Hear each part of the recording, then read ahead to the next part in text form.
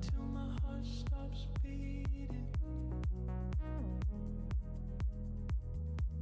I'm gonna love you till the sun don't rise.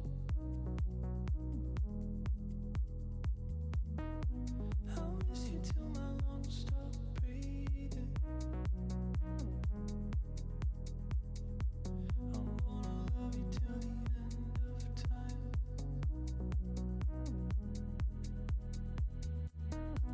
I'll love you till my heart stops beating. Till my heart stops beating. I'm gonna love you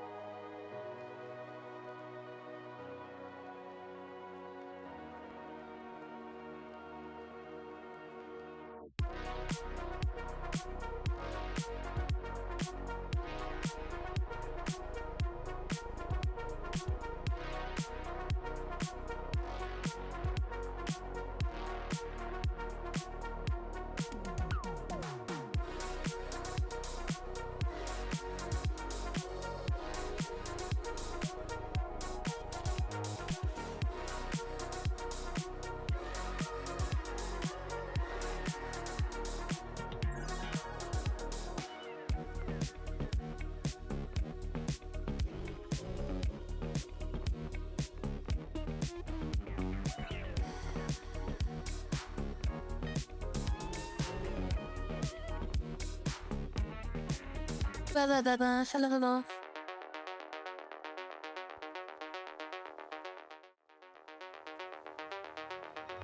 Alright, hello, welcome everybody. How are you all doing this morning, evening, afternoon, coffees, and everything like that? Is you an Alan, Shine, Jared, Morty, Al. We all are doing the good.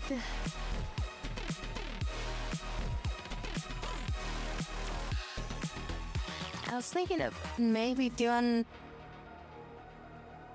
Rimworld tonight, but wasn't entirely sure if I wanted to play that tonight.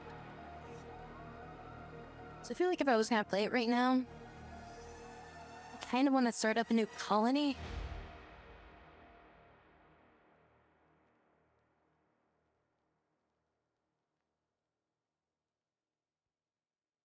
And if I start up a new colony, I want to try out that what is it, the Warhammer version of the game.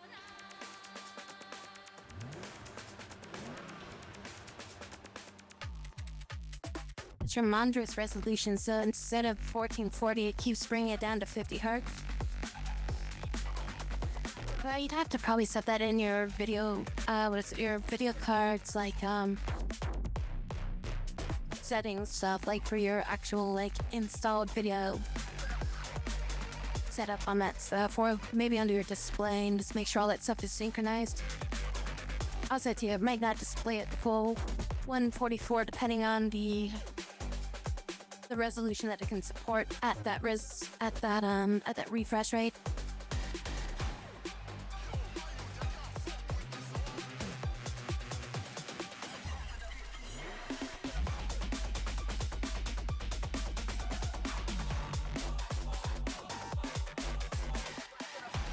And I shine.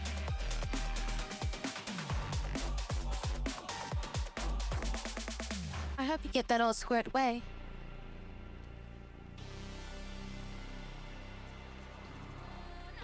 Yeah, there's like some Warhammer mod for Rimworld that I was looking at, but I didn't really think to like try to install it until like a little bit ago, and I'm just like, it's gonna be a lot to get it set up, and then I have to figure out if my mods work, and I have to rerun all my mods to make sure which ones work that are compatible with it, you know?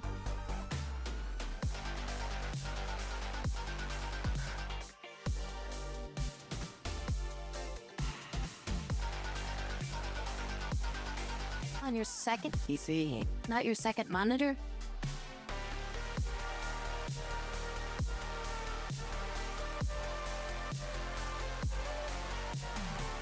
I'm also still thinking about trying to do that Tiles of Top thing.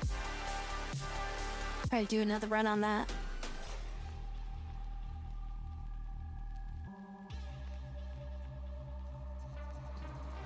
And my monitor is capable of doing 1444, but or whatever, 144. But it like severely reduces like the image quality. I feel like it like makes the screen darker and stuff like that. So I'm better off just running at like 120. That's how I get like better visual effect out of it.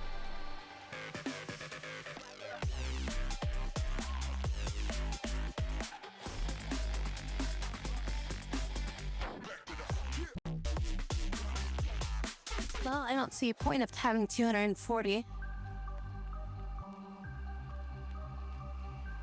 Most of the time I just lock mine to like 90 because 90 is perfectly fine and that's what people can see.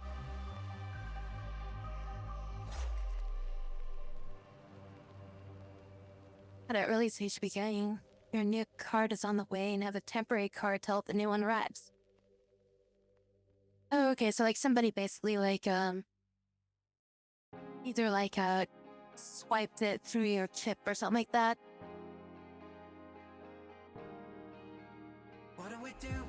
Phantom Brigade? It's a strategy turn-based game. Amazing. And crowned. Also high modifier.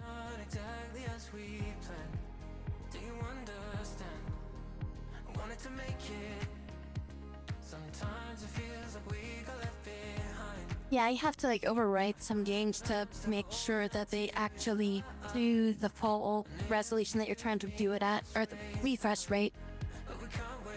Because it's just like it's built into it, so you have to tell your monitor as well as your video card and your operating system.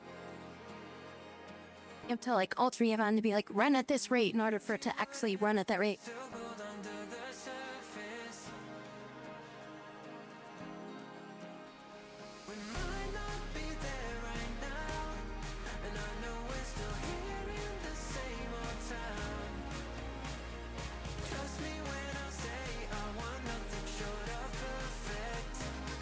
Yeah, we played this game for like I would say like about 2 hours one night.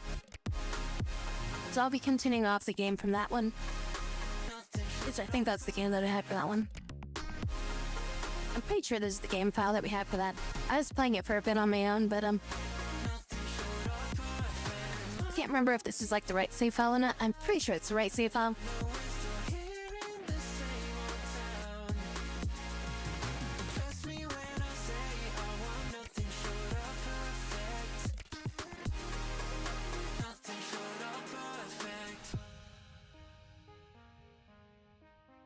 So what do we do then? Been trying to figure out a way to. I didn't do too much today, so And the wandering has left me feeling cold. I'm gonna try to put together like a little desk tomorrow to see if I can stuff some stuff into it and like clean up my office a little bit. So just kind of some more storage stuff.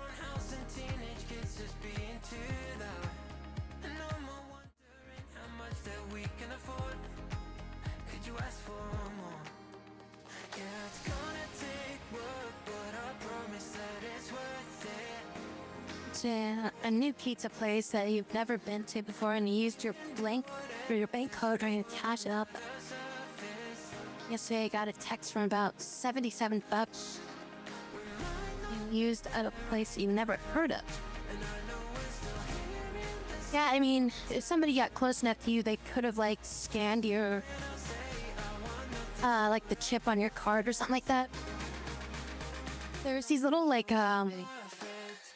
scrambler cards you can get that basically like kind of mess with those frequencies that people use. So if they try to like scan it through your wallet, if you keep like one of those things like right in your like, you know, right next to your credit cards and like your wallet or something like that, and somebody tries to like, you know, bump into you or something like that and try to scan it in close proximity, like that will basically like scramble the signal so they can't do that kind of shit.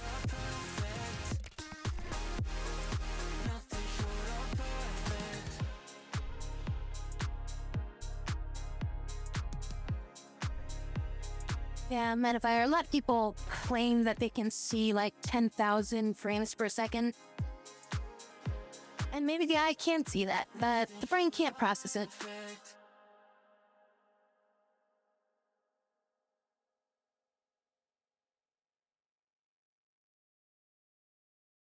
Steel wallets that can help.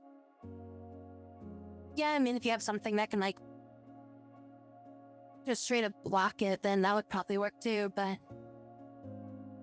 I don't know, I think it's just best to have like something that just disrupts the signal. So like essentially it sends out like a fake, like a scrambled like fake like little RF signal for people to like scan that, and then they'll get that, you know, that number or something like that, which can't be really used for anything.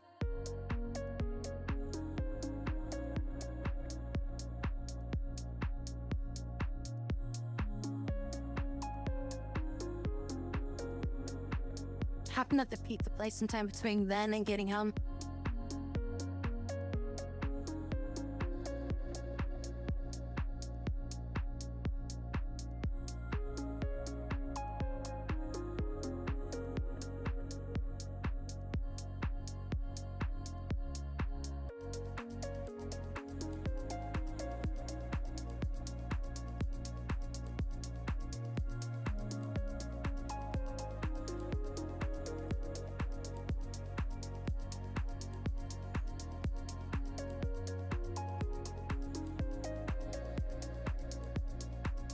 Alright. Time to explain this game. So we didn't play this before, but the long and short of it is that we have it's basically a set of robots that we can abuse. So we have mech units, right? Right now we have 4 of them. And then we have pilots that have to pilot each of the robots. Each pilot has stats. They've got experience that they can gain, specialties, this is a better sharpshooter, this guy's better for defense and shields and stuff like that. And this guy is an engineer and can repair stuff. Cute video credit cards. Guy snapped out the chip and placed it in the tip of his magic wand. Just buying his stuff, waving it over the scanner. I mean, that's fun, but I wonder if that's technically illegal to do that. Because I think it doesn't have to actually be on the card itself, so that you can verify the numbers if you need to. Verify the name and numbers on the card. Because couldn't somebody rip out the chip and just start using it and claim to be whoever it is on there?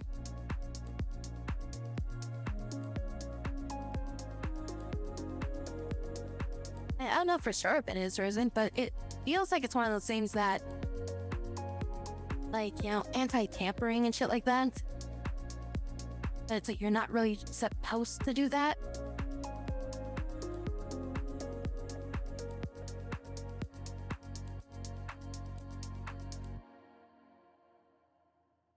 Because it's you can't verify you can't verify the name, you can't verify the card numbers, you can't verify the the C number or CCB number. Show me how to feel alive. Hold me close and let it ride. Show me how to feel. Yeah, I mean, if he does have the card on him, then that might be okay, but again, it's what if it's a tampered card? Is that the chip that was in the card and stuff like that?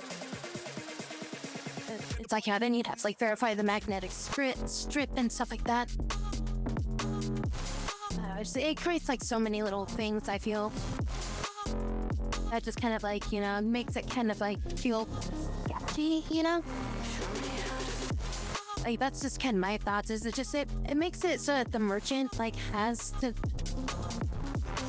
kind of look at it sideways and be it's do I care enough about my business to actually look into is this legitimate?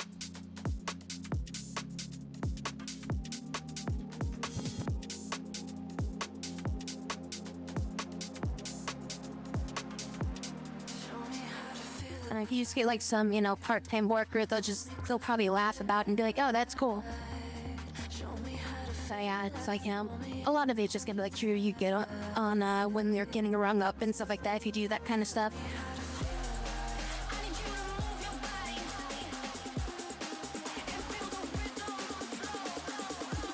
Alright, so yeah, we have all these units, we have all these characters, we have these robots. We have parts for the robots that we can equip. Range anywhere from weapons, sidearms, the arms, the body, and the legs of the unit. We have a workshop where we can pretty much build our robots, or build parts for our robots, and do upgrades for our robots and stuff like that. Then we have an entire upgrade tree for upgrading our our little base thing, and we're essentially a little a mobile base, and we're just going around to fight enemies on a war front kind of thing. So we have to find or we have to drive out to these locations. And it's sort of like an endurance thing too, because that's why we have like so many units and so many pilots. So it's like as a unit gets damaged, we have to keep like going, but we can use camping supplies to repair some of our stuff or let our guys like rest and get like some recovery time. Otherwise they'll get fatigued and then we won't be able to fight anymore, or the robots will be so damaged that they can't like fight in any sort of like battles anymore. And then up here we have like a time gauge for like as we move around.